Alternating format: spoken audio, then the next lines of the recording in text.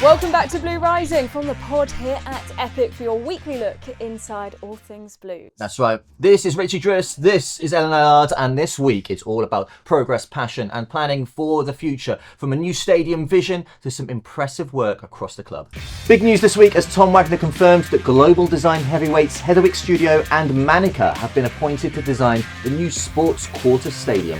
A bold step forward for the club's future right here in the heart of Birmingham.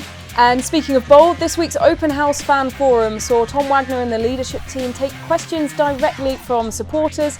It was honest, open and transparent, with thousands tuning in live on Blues Plus and YouTube. Meanwhile, Blues paid tribute to club legend Jeff Hall with a limited edition replica clock, raising funds for World Polio Day and celebrating the incredible legacy on and off the pitch. And a huge congratulations to the Birmingham City Foundation, which has just won Sporting Initiative of the Year at Birmingham Awards. An amazing recognition of the life-changing work that they do across the community, and we're going to be catching up with our foundation director in the coming weeks to hear more about initiatives like the 1875 Club. Will, Tommy, hello. Tommy, we're just going to skip straight to Will for a moment because you are wearing your Alabama gear. You're fresh off the plane. First class. First class. Talk us through that trip. How was that? Yeah, no, absolutely unbelievable experience. Southern hospitality is alive and well in Birmingham, Alabama. It's something you hear about.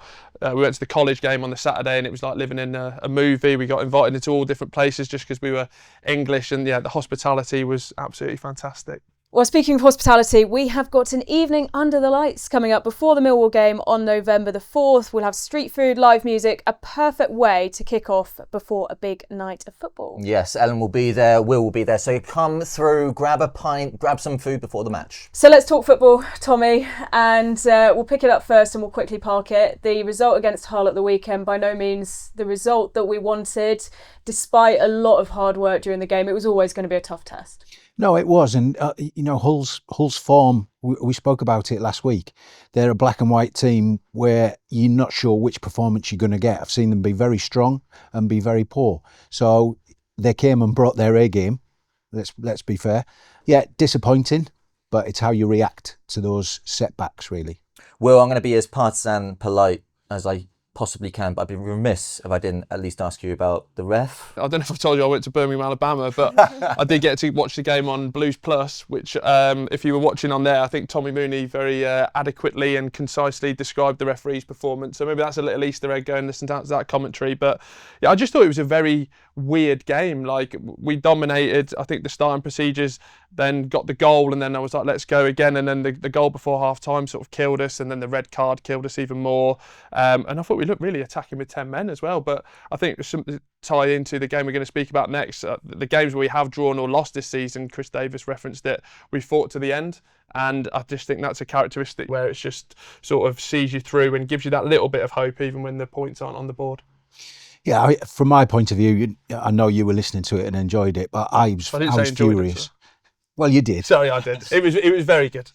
I was furious. The referee never sent off the person who committed the foul, which would have been his second yellow card, levels it up, and then we've got 20 minutes left to try and get back into the game. I just thought the refereeing performance was really poor, and I hate talking about officials when you've lost the game because it sounds like you're talking about the wrong things. But it was so obvious, it was ridiculous. So I made that very clear live. You did. It was worth the $9.99 I paid. It was fantastic. It's the halfway line.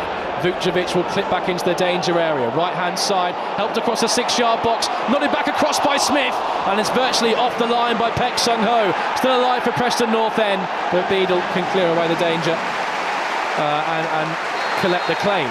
Neumann up from the back. Cochrane swings it in left, but a decent ball. Neumann into the bottom corner. That's how to announce your return to the starting 11 and take full advantage of your moment. Delicious ball in from Cochrane, and Phil Neumann said thank you very much. Free header, powered into the bottom corner, and Blues lead Preston by a goal to nil at Deepdale. Well, again, we mentioned, didn't we, about the delivery, and it is all about it. And Alex Cochrane on that left foot, what a peach of a ball. Anywhere near it. Neumann, as I said, timed his run perfectly. and it was a real ruthless finish. Oh, Stansfield latched onto a wayward header back there by Preston. Kumas can't take advantage, it's blocked off the line by the Preston defender. The more that Blues can show good quality with the ball, I feel that it will open up for them. Stansfield looks to strike on the turn and wasn't too far away from doing just that. And when he just purchased a couple of yards, he let fly, and he wasn't too far away from that upright.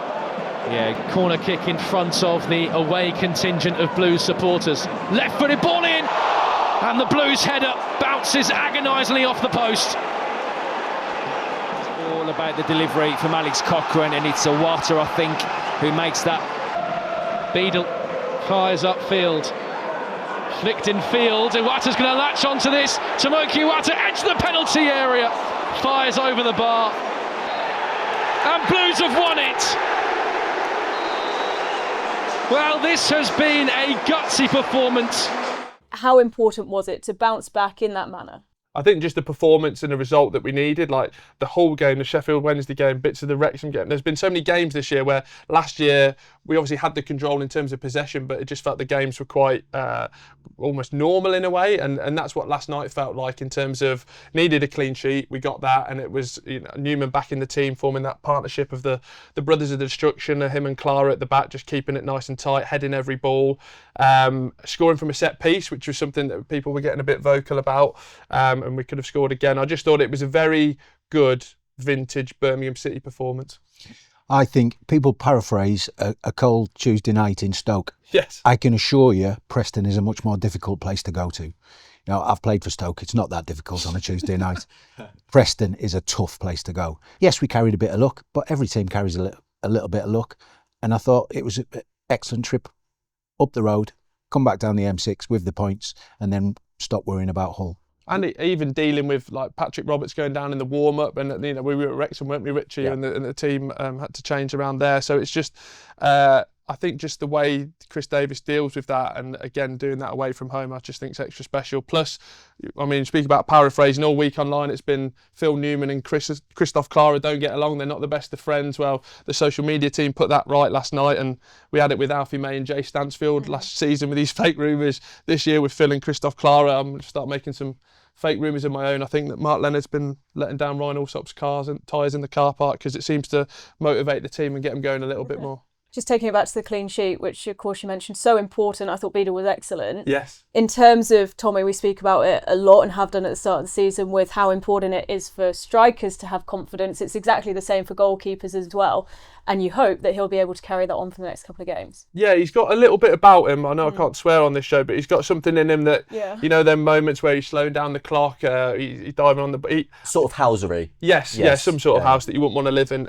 He like catches the ball, down on his knee. He's very confident coming for corners, which, in those desperate moments is absolutely fantastic. And he just looks so commanding as a 21, 22-year-old that has got experience beyond his years. Yeah, I mean, I don't know as much about goalkeeping as you do, Richie, but...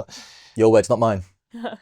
Very true. But I reiterate those words. He's been impressive since he's come in. He's not inexperienced by any means. He's a young player, but we've got 3 or 4 of those young players that are not inexperienced also. So, fits into the dressing room, and I'm certain, Ryan Allsop is a top pro. Yeah. He'd be disappointed not to start in games, but he'd be supporting his fellow goalkeepers union. Yeah, absolutely. We love to see the youth coming through. And last week I spent some time with one of our other young talents, Nadyne Da Silva, to talk all about her journey, her work around the club, and her deep connection with the fans and the city.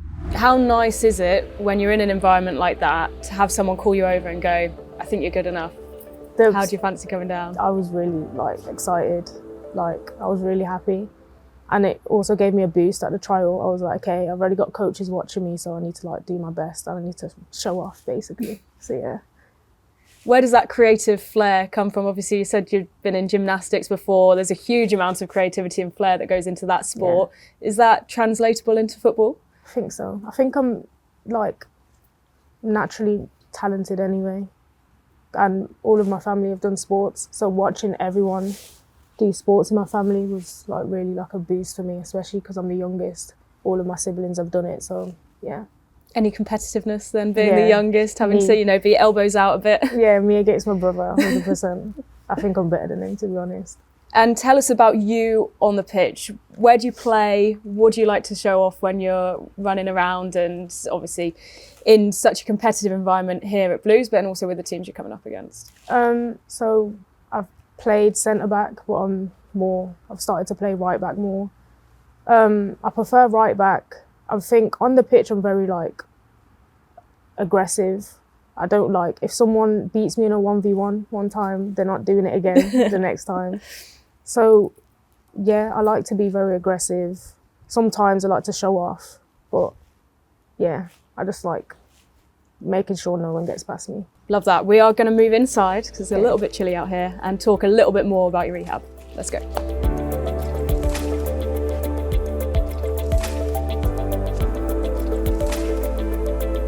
So Nadine, we're coming inside somewhere where you've seen, unfortunately, maybe a little bit more than you'd have wanted to over the course of the last couple of weeks. Firstly, tell us about your injury and how rehab's been going. So I've had a problem with my hamstring. I had a little strain. It hasn't been bad. I've just been doing a lot of gym work and strengthening to get it stronger again. What's kept you going? I'd say my coaches have. I've had the physios, I've had Nathan around me to support me whilst doing this. So it's not like, oh, it's just you by yourself. I've actually got coaches helping me do my rehab. So yeah. I suppose it's hard as well because we look at footballers, in every league, in every country, injury is one of the inevitabilities that comes with the game. How important is it to go through these mental strengthening processes as well, of course, as the physical conditioning you do, that later down the line, you'll be able to cope with injuries in future? I think it's just good to have friends around you and the coaches around you for support.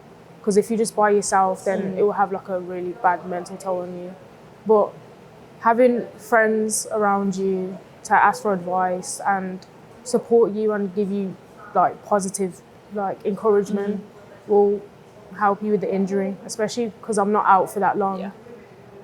I think, it'll be fine. Great to hear Nadine's perspective. She clearly loves the club. Yeah, absolutely. And her connection with it runs deep into her family as well, with her brother playing in the academy. And it's great to see that connection between the club and the community as well. What a segue from the community to the core of the men's first team. Our next feature takes us pitchside with Paik Seung-ho and our social admin, Lewis Cartwright-Walls, for a walk and talk about adapting to the English football game and finding rhythm in the Championship. Laird now charging down the left-hand side. Ethan Laird towards the byline, pulls the ball back. There's Peck, and there's the opening goal.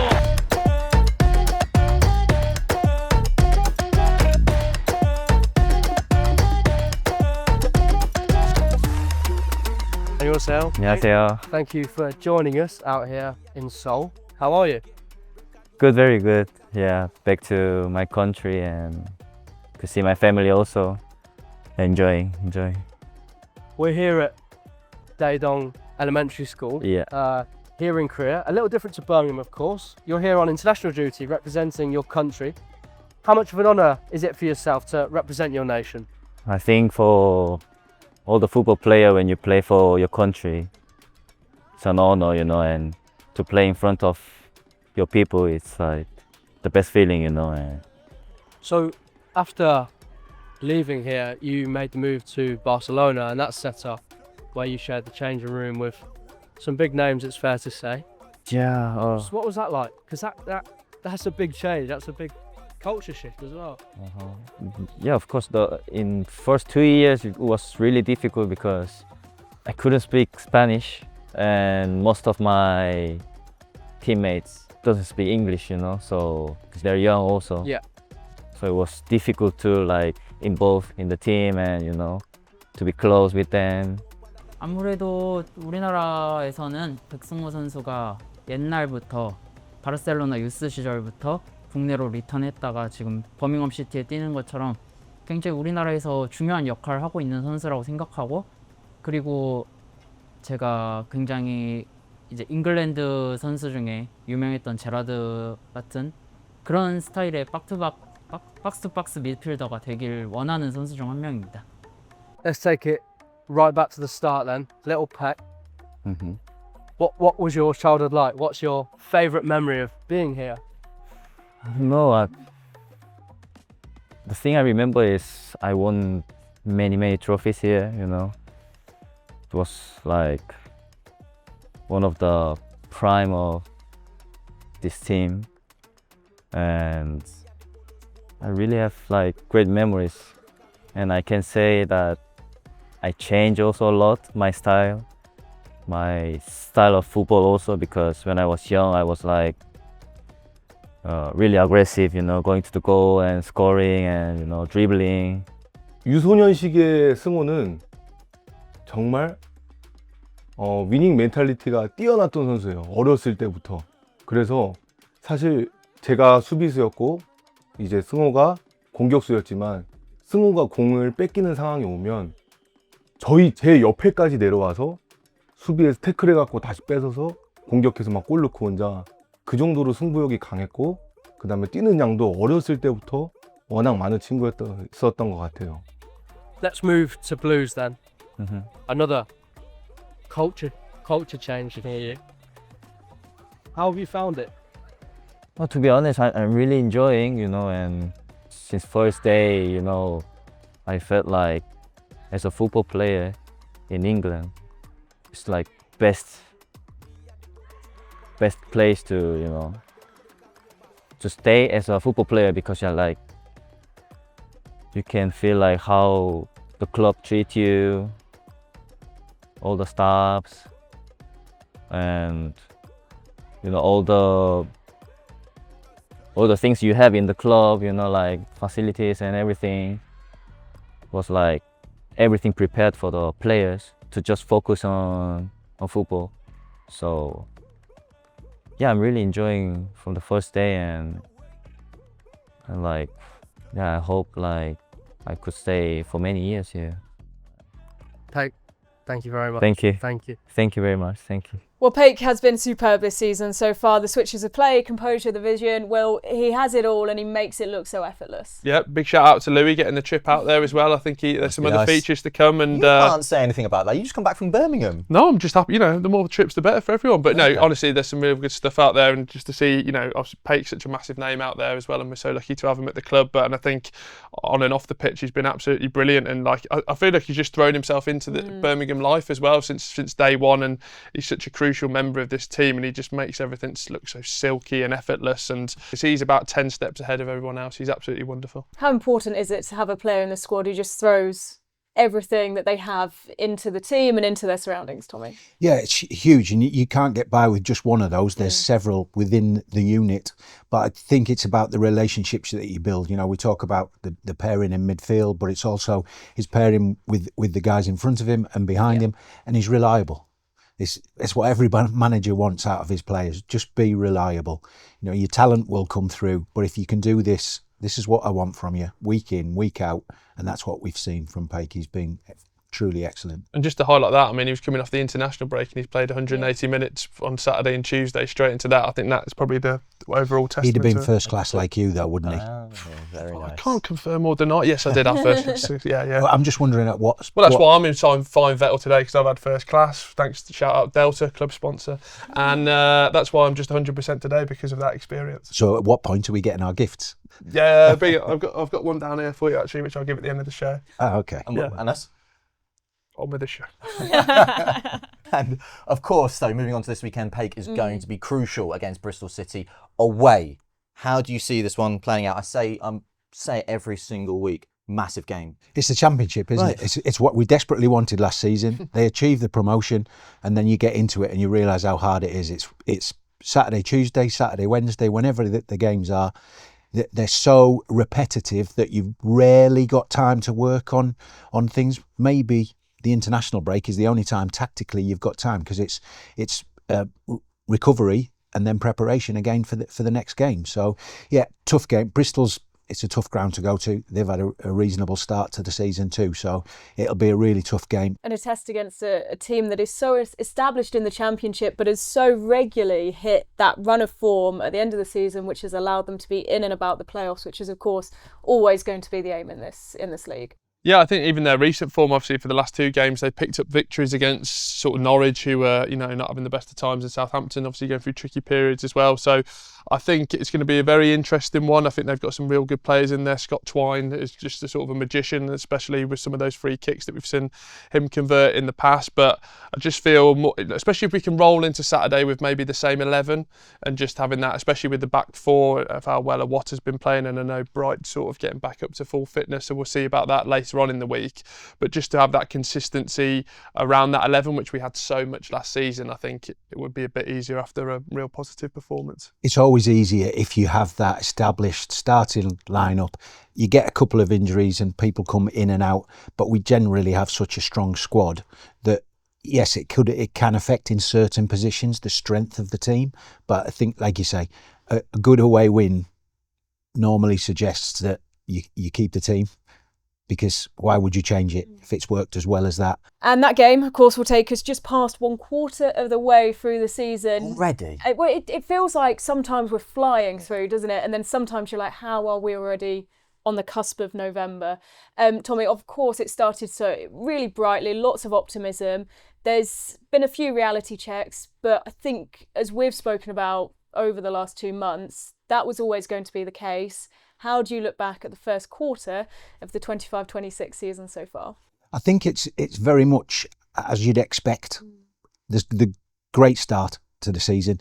You have to think that the momentum from having the most successful season ever takes you to a certain point, but then the new players come in, you have a different team, and you've certainly got far better opposition. People talk about the jump from the Championship to the Premier League, but the jump from League One to the Championship is big as well. And it's about adapting to that, not just for the team, for the staff, for the club, because it is far more difficult to go away from home to bigger crowds, more hostile situations, certainly in the Championship. So there's all of that to add to it. But for me, really good start. Yeah, few blips along the way, and there will be more, because that's how the season goes. But for me, it's the most even Championship that I've seen for a long, long time. There's Coventry flying, doing well. Will that last? Who knows? Whereas in previous years, you've had 1, 2, 3 that are fighting for those top 2 spots. I don't think we'll have that this time. I think it's a good season to be in and around the playoffs come the end with a bit of momentum and go for it. You look at so many of the predictions after this quarter mark from pundits and, people in the industry, people in the game from the start of the season. Ipswich, Southampton, Norwich, well down from where teams or where people expected them to be. How can Blues use this unpredictable Championship season to their favour, Will? Well, I think that's a good point to make, because they've had upheaval and turnaround as well, but so have we, and maybe obviously because we got promoted, it's seen in a much more positive light. But there has been a lot of turnover in this club in terms of 10 players coming in. We've mentioned the likes of Bielik, the Duke retiring, Alfie May leaving, and some big characters in that dressing room. And you said from the very start of the season, like, this dressing room's going to take sort of 6 to 7 weeks to sort of acclimatise and you get up to match fitness, and obviously that dressing room is so key, because when you're playing Saturday, Tuesday, it's going to be the characters that drag you through in those late stages. So we've not seen the best of this Blue side yet, and I mean that even with the victories. I think that we've got a lot more to see.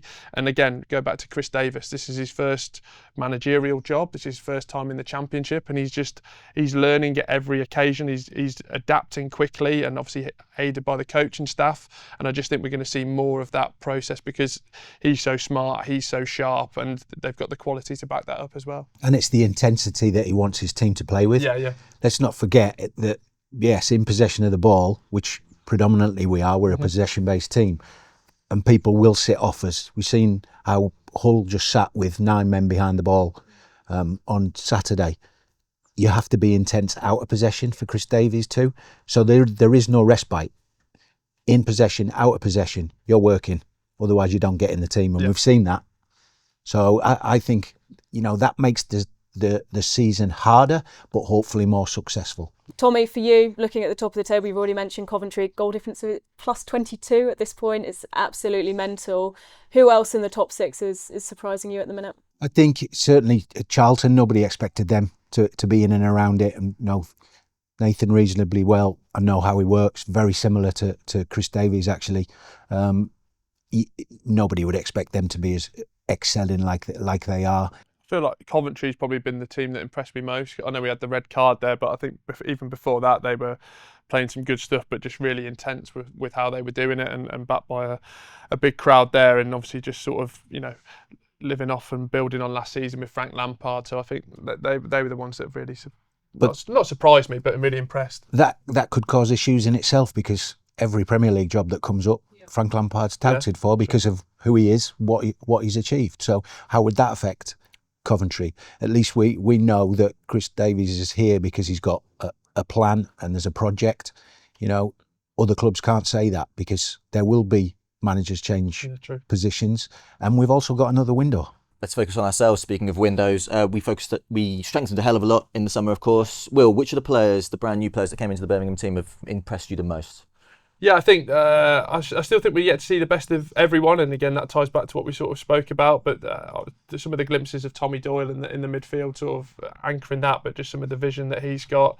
Damari Gray just coming back to the club. I mean, I had a fringe and no beard when he was here last time, so thank God that's improved. But yeah, I'd love to see that. But no, him as well, and obviously we're speaking after the Preston result this week. But I think we've got definitely more to come from Phil Newman. Yeah, and that's the new players. For the most pleasing thing for me is the core of the team. Yeah. The ones that we relied on last season have gone and got a medal around their neck and gone forward. Yeah. You know, Alex Cochrane's performances, Christophe Clara, Jay Stansfield, Iwata and Paik in the middle of the pitch, and then you add in Lyndon's goals, late goals.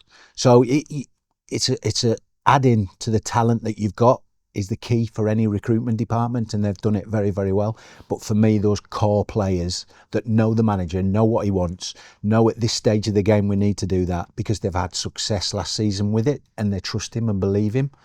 And I think the new players are buying into it right now. Like you say, we're a quarter of the way through the season. Yeah. Essentially, that means we've got 3 quarters left. That's how it works. Oh, so that's maths. So imagine how strong this team's going to be, and the new players that you've quite rightly mentioned are going to be better in the season once they're digesting what Chris Davies and the staff want from them. Excellent insight both, thank you as always. So from looking back at the last quarter to predicting the future, the winner of September's Predictor Challenge is Matthew Stanley. A huge congratulations. Enormous 125 points. What an achievement. Huge. And there's still time to climb the leaderboard for October's prize, which is an exclusive visit here to Epic. And you might even see Will Brazier and meet him, because he usually camps outside the training ground. Nice little tent you've got there.